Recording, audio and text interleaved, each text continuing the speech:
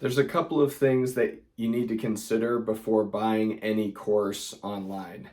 Now, we know from the rise of this industry that there's actually a lot of really good courses out there. I've taken several of them. Mostly they have to do with real estate type strategies. I've taken several online paying courses that were, in my opinion, pretty good. But I had a criteria. Whenever I was looking for these courses, I always made sure they fit into this specific criteria. If they didn't, then I would kind of keep doing research and keep going to something else. Because like anything else, a lot of these educational courses, they can be kind of expensive, right?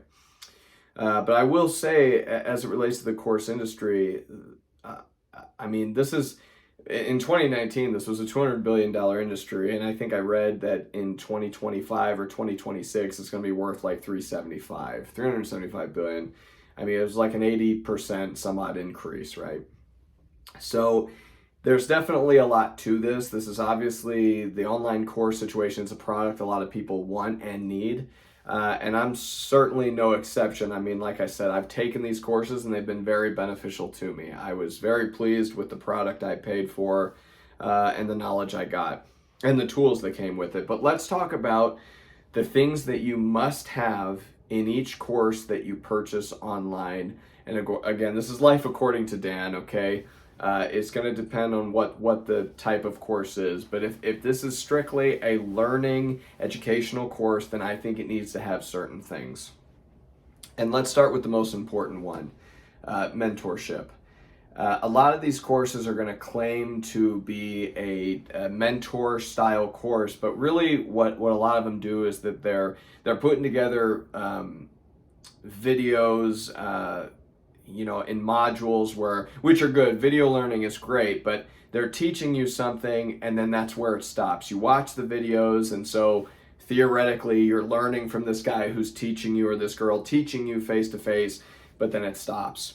Real mentorship, guys, and you probably all know this, really has more to do with question answer and actually showing you step by step how something is done. Now that's difficult because you're trying to teach a barrage of people that live all over the place, maybe even all over the world, right? So you can't necessarily be with them one-on-one. And also that's expensive for the instructor to spend that kind of time. But this is what you want in a course.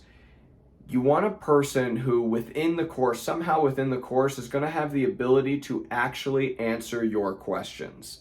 Okay, this is crucial because we all know this from personal experiences. When you go out into the field and you've learned a skill, you've been taught a skill, what happens when you go out in the field and you try to implement that and actually put it into practice? What happens? Well, a lot of times you run into snags, right? You run into some kind of problem that affects you from being able to move forward. And because that specific problem may have even been so specific to you, there may not have even been a video or a module on that issue, which is why you have to be able to talk to your instructor who supposedly knows everything there is to know about this topic. So you go back into the course, you type them a quick message, hey, teach, what do I do in this situation? How do I handle this? This is my specific problem. What do you think I should do? I can already feel hiccups coming, but I don't want to pause the video. Got some momentum going here. This is a problem a lot of people run into, right? You have questions, you need answers. If you're going to purchase a course, guys, I don't care what it costs. I don't care if it's considerably dirt cheap or if it's really expensive. You need actual mentorship. So look for a program where the teacher's going to answer your questions and it'll actually be the teacher answering your questions and not some nameless person in India somewhere, okay? This needs to be your instructor if you're going to pay this person to teach you this skill. The other thing I look for is an instructor who actually does the thing that they're teaching. There's a lot of people who have knowledge of subjects, but don't have any practical skill. They don't, or rather I should say they don't have any practical experience. And that's really important. Because again, it goes back to getting your questions answered. A guy can know a lot about a subject and even maybe know enough to teach on that subject. But then when you really get into the weeds, when you really get into the thick of it, he may not know how to answer those detailed questions because that doesn't fit the stuff that he knows about, which is usually just the basics, right? You need somebody who actually does the thing you're learning about. And I don't care what that is, whether it's music, real estate, which is the stuff I tend to take classes on, stock market stuff, anything involving money making, this is a must. But even the practical stuff, house repair, all of this, you need somebody who knows what they're doing.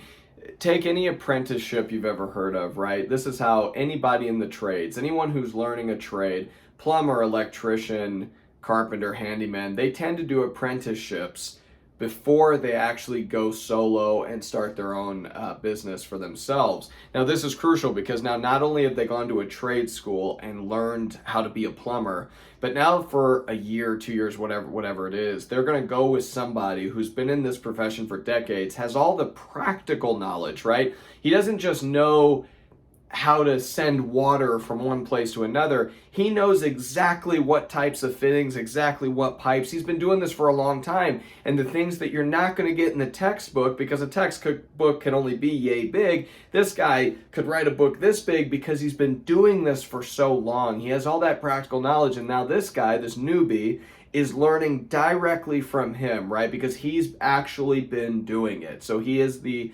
better knowledge and experience to train up this new guy. This is what you want in a course. You want somebody who knows what they're doing and preferably has been doing it and actually has a track record that you can go off of. Guys, these are of course the main 2 points. I would also suggest that price points matter. Again, I'm going to focus more on the business sides. A lot of these courses have nothing to do with money. Some people take courses to fix their relationships or to decrease anger issues or learn a musical instrument or some other things that maybe don't have to necessarily do with money.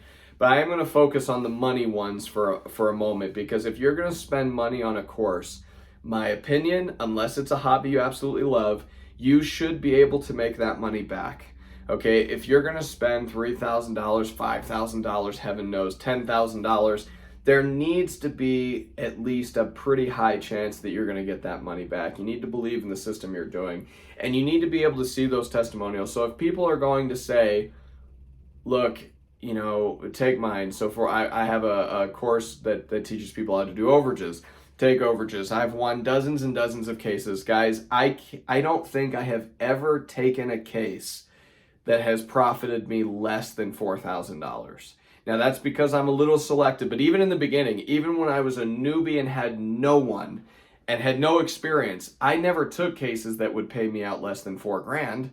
Most of them pay 5 to 10. So it's like, okay, with with just completing one deal in the overage business, I was able to not only pay for the course some courses that I had taken, and also paid off a wholesaling course that I took, and also paid off another fix and flip one I took within my first overage one, right? So, because obviously I didn't end up making wholesaling or fix and flip work, but with overages, I got that to work no problem for way less time and effort.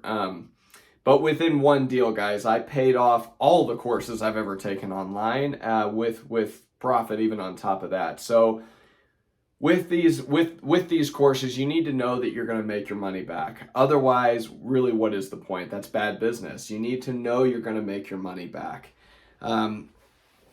Guys, I